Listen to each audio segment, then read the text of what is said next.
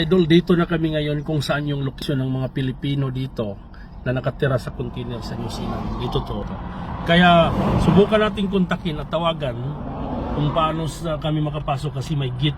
So hindi tayo pwede papasok dahil baka matrespassing tayo. Mill Road ito, Takanini. Sige, tuloy lang natin. Kausapin natin sila. Kung anong magagawa nating tulong sa kanila.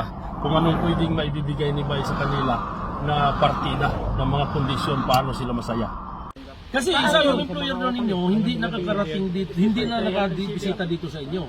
Paano kayo na-engage sa kanya, nakakarating dito kung hindi siya nagdala rito o kayo-kayo na lang ba?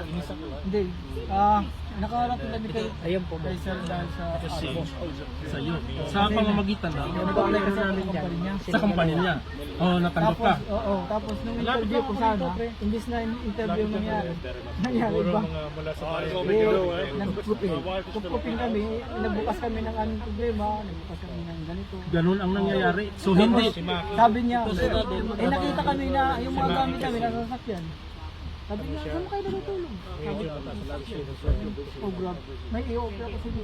Kung gusto niyo para estate Ito pala yung nangyayari. Ibig sabihin, imbis na tanggapan ang mangyayari, you know what happened here? They explain about how I asked him how you come here. That how you engage this kindly man. Because your employer is a Filipino. He said, I'm coming here because of he's applying with you before, but instead of you accepting for him, he just only give to help to accommodating because you don't have it's homeless. Yeah. So that's why you're offering for the container that if you like to live inside the container, so I can give this. This is what happened. So ito pala yung nangyayari sa iyo. Pero anyway, That's all we can do, right?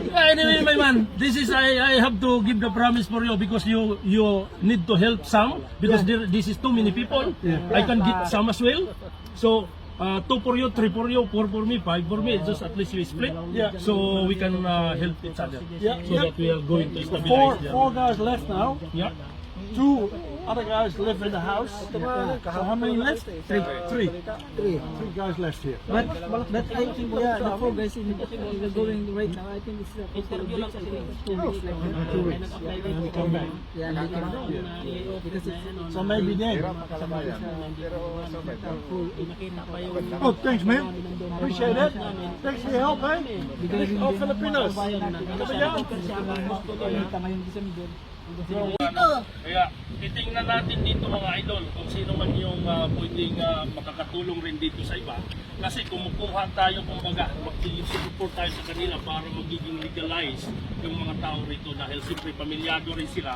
So kailangan natin gagawa. Kaya yung Bay General Construction Company, susubukan ni Bay kung anong better na magagawa niyang deal doon sa gobyerno dito kung paano tayo makapagmaniobra na para yung mga tao dito magiging established kumbaga yung trabaho nila, yung pamumuhay. So, pwedeng mabidyohan mo sila doon. Isang taon na kayo rin. Isang taon na kayo rin. Ubus pa. Silsogos ang... Nagpa-ano rin kami, nagpakalat-kalat din kami. Na nakarating kami ng Tipuki para lang mag-fruit-picking sideline. Grabe. Pero napakasakit na nakarating kami ng Tipuki, humarap kami ng mga Indiano. Kung anong pinagdaanan namin dito na kulang-kulang ng mga sahod, hindi mga makataong sahod. Pero ako, sumasahod ng buo ako. Kumbaga ang laban ko para sa mga kasamahan ko na naagrabyado. Pero siyempre po, nakarating din kami ng Tipuki, kalaban din namin. Indiano, hindi rin nagpapasahod. Grabe naman.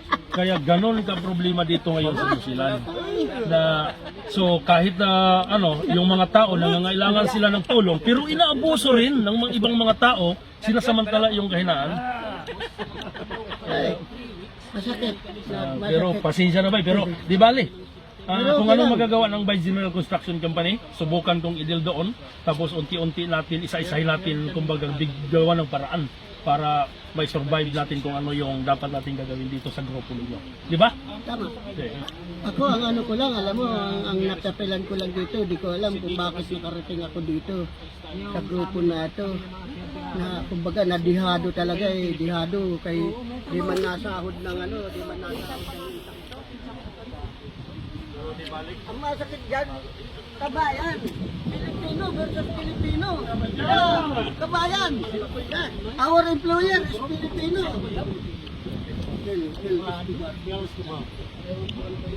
Kilala mo yan eh. He wants forgiveness, but he doesn't want to pay. Tapos hindi kayo binayaran. $350,000. Kaya magandang ano ito, ikaw, Pilipino. This is big, this is encouraging story because this one is Filipino, also accredited contractor. Oh, good. Yeah. That's why I have to try what is the bitter, my man. And this is also big lesson for him. That's why are the other Filipino work doing wrong? They are doing wrong to the same Filipino. Well, you don't have to ask yourself why. It just happened, and he has to be responsible to the big boss. That is the problem because who is the people that they need the help, but other people they try to get the advantage to get using Oh, instead of helping. maybe you So should put anyway. some of the bread in the freezer, right? By general company will try to Alright. make the business. What is the bitter? Ang